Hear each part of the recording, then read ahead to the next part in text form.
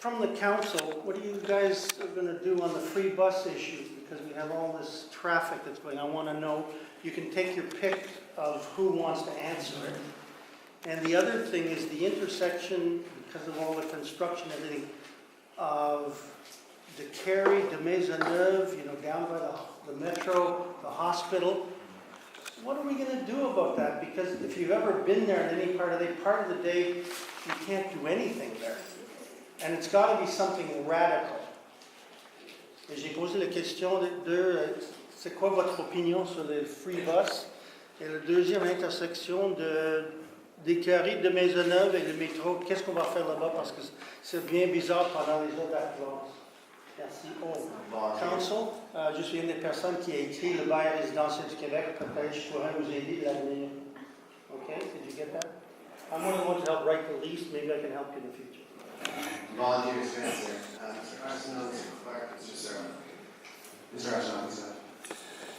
As I stated before, for the low-income earners, Projet Montréal is proposing a sliding scale for monthly passes to help you save on the cost of bus and metro. We've also proposed free public transit for people above the age of 65 and above, and 12 and under. We want to make it easier for our seniors and for those with young children to get around the city and to, at least occasionally, just leave the car or maybe the second car at home.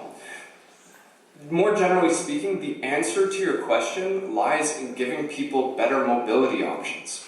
Right now, at the best of times, NDG has problems connecting to the rest of the city.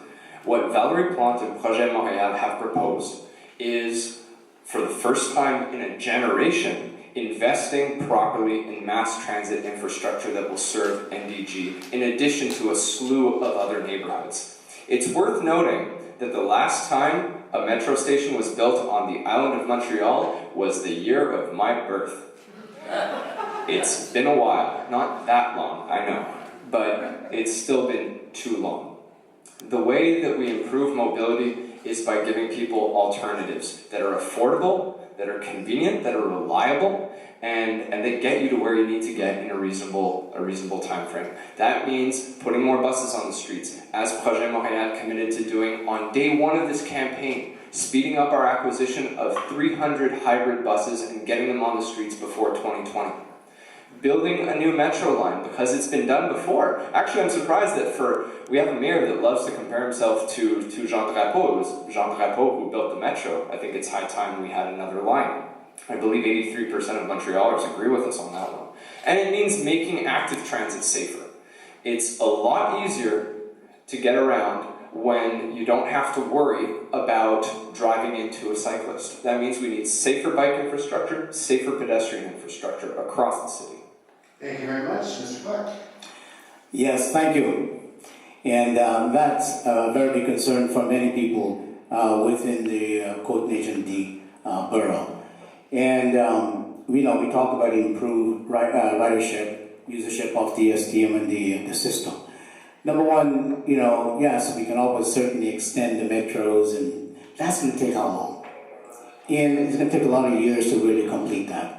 But there are simple, I think, efficient ways to improve that, and lower the cost of the bus transfers or tickets to seniors. That's great.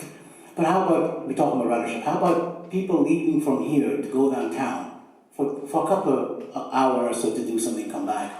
The cost for them to go down is $6.50 to come back, and it's an hour and a half for a single ticket. By the time they come back, the hour is over. So what I'm saying is this: why not to improve that, so people can actually leave their cars at home and go down to church or come back?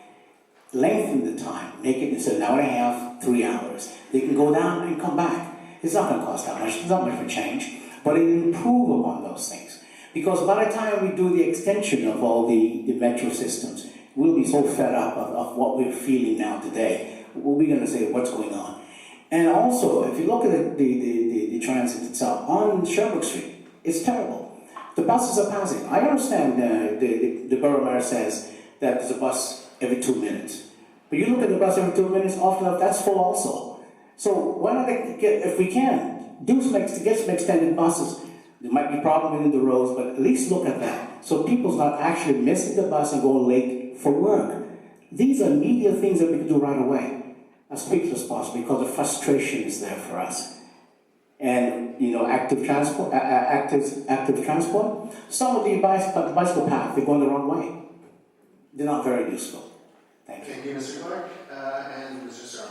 Yeah, first of all, there's a misunderstanding here. Going downtown and back by bus does not cost $6.50, it costs $6. You buy a ticket. It's $3.20.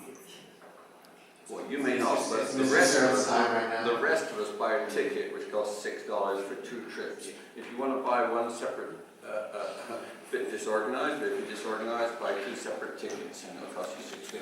For the rest of us, it costs $6. From the point of view of, I've been promoting free public transit for various people for the last 30 plus years. Nothing happened yet. I'm glad to see Project Morelos get online, you know, we're going to get green next, you know.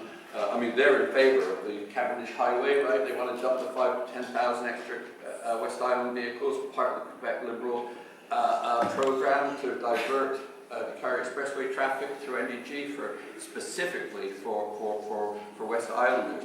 But I'm totally in favor of free public transit for various peoples. Of course, the important thing is we have to get, you know, electronically about this, because obviously you can't give people free transit during rush hour, right?